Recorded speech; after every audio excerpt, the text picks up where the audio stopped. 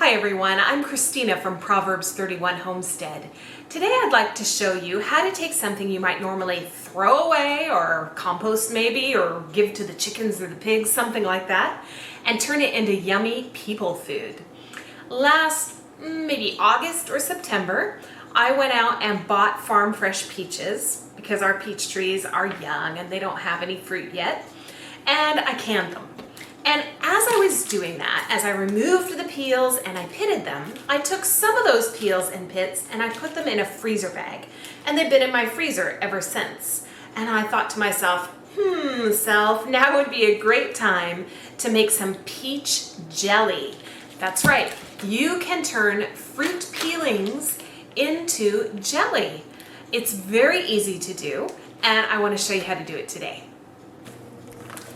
So to begin with, you're going to take your scraps, and they can be frozen just like these, or you can thaw them, whatever you prefer. And we're going to make basically a juice out of the scraps.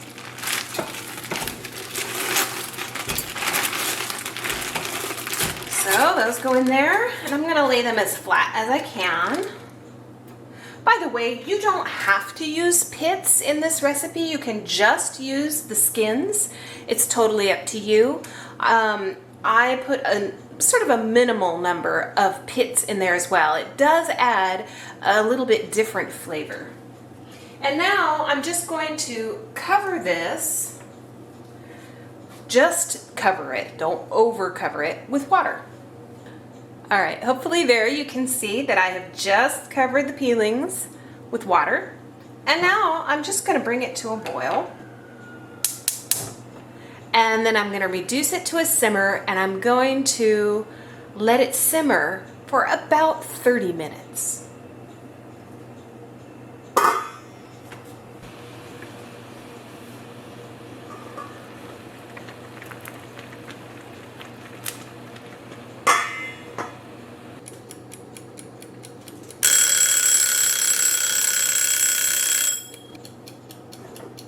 All right, a half an hour has passed. And we have slush. I'm just gonna let this sit here on the stove and cool. And when it's cool enough, I'm gonna put it in the refrigerator overnight. See you tomorrow. All right, it's the next day. I'm in the canning kitchen now, and I'm going to strain the juice that I let steep overnight. Basically, I'm just getting the solids separated from the liquid.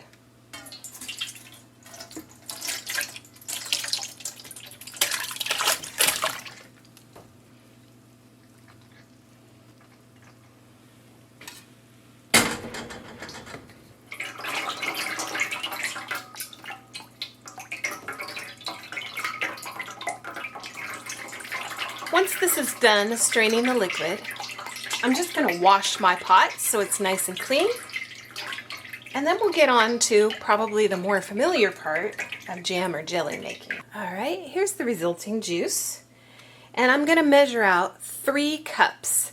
If you have more than 3 cups, it's important that you use it for a different batch. With jams and jellies, if you like double or triple batches, typically it isn't going to set right, and you'll end up with syrup instead of jam or jelly. Look at that color. I don't know if you can appreciate it in this light. The light in my canning kitchen isn't great, but it's kind of a rose color. It's really pretty. Now this is going to go in my freshly cleaned pot. All right, now the next thing to do is to add pectin. I'm just going to use some store-bought pectin. I do have a recipe on my blog that is peach jam without added pectin.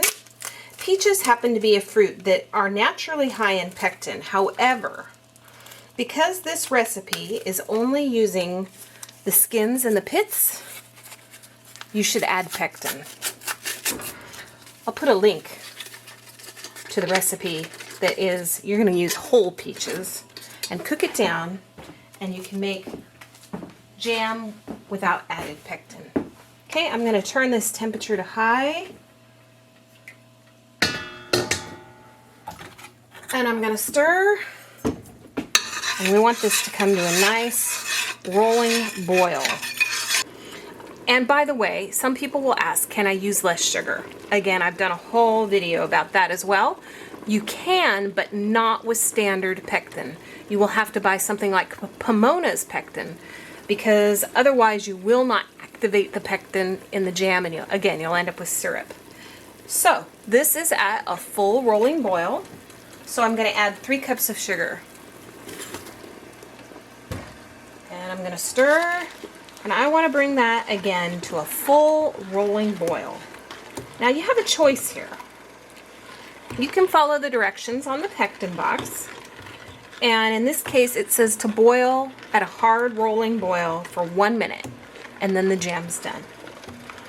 Or you can use a test to make sure that your pectin has done its job before you actually can the jelly or jam. I prefer to do that because once in a while it seems like it doesn't set if I don't do that. So there are ways to do that. The best one, in my opinion, is to use a thermometer. I prefer a Thermapen after many years of trying cheaper brands.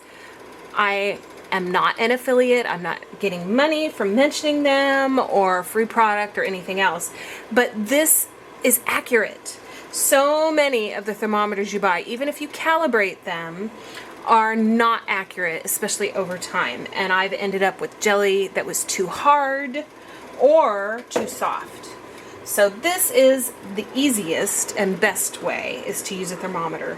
You can also use, my favorite non-thermometer test is to take a saucer and put it in the freezer at the beginning of the jam or jelly making process. Then when you think that the jam or jelly may be done, you pull it out and you just take a little teaspoonful of the hot mixture and you put it on that saucer. Then you give it maybe a minute so that it's not too hot to touch, and you run your finger across the saucer. And if there's a pathway where your finger ran, it's ready. If that jam or jelly goes into the pathway that your finger went through, then it's not ready yet. Okay, now we're at a full rolling boil. So the temperature we want to achieve is 220 degrees Fahrenheit.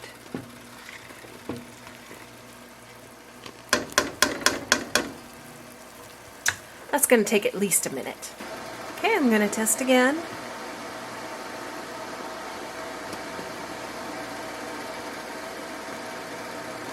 There we go. 220. So we turn off the heat, and now we're going to fill jars.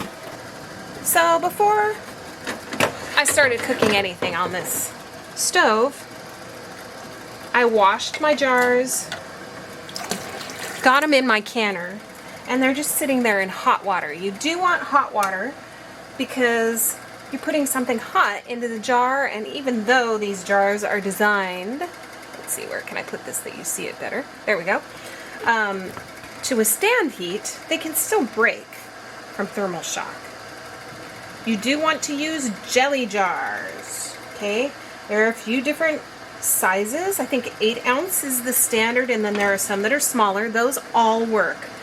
You don't want to use pint or quart jars just because there are no tested safe processing times for the jars of that size for jam and jelly. Now, jam and jelly are some of the safest things that you can can. In fact, back in my grandmother's day, you didn't even process it in a canning jar.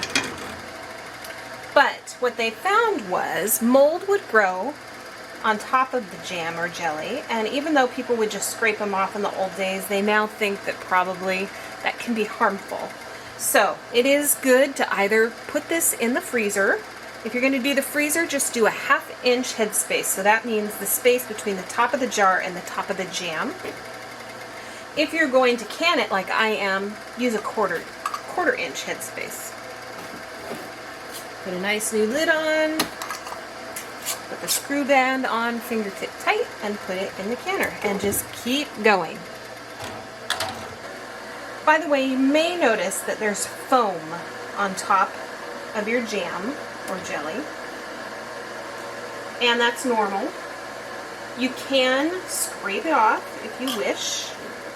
And in fact, if you're entering like a competition at the fairgrounds or something, you're going to want to do that. But I don't. What I do instead is when I open the jar, I just stir that foam in. It's not at all harmful. It doesn't mess up, you know, the processing of the jam or jelly. It's just an aesthetic thing. So, whatever you prefer is fine. By the way, while we're on the topic of safe canning practices, if you're new to canning, I highly recommend that in addition to watching videos on YouTube, you go ahead and you buy yourself a copy of, let's see, what's it called? The Ball Book of Home Preserving. It is the greatest canning book because it explains the science behind things. And if for some reason you can't spend the money right now, not that it's real expensive, there's a website called the National Center for Home Food Preservation. And all the information is there on safe canning practices, and it's all free. I'll put the links in the description.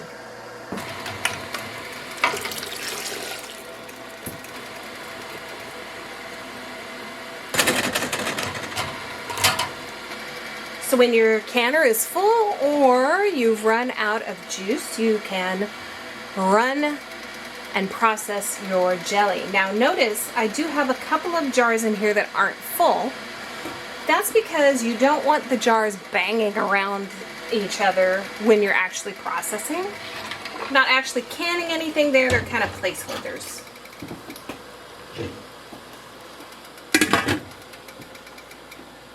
And we're going to process these jars for 10 minutes. That means once there's a full boil in the pot, we'll start timing 10 minutes, then we can turn off the heat.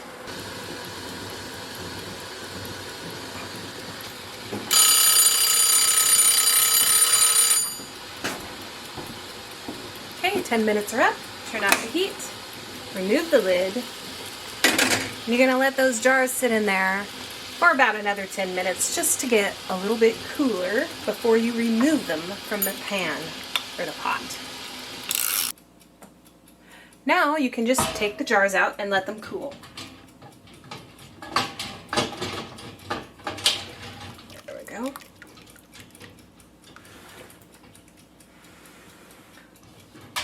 And you're all done. It's a great way to use up something that normally people throw away. I hope you enjoy it. I hope you'll check out my other videos on canning and other homesteading topics. And if you enjoy what you see, I hope that you will subscribe and share my videos with your friends. Thanks a lot. I'll see you next time. Bye-bye.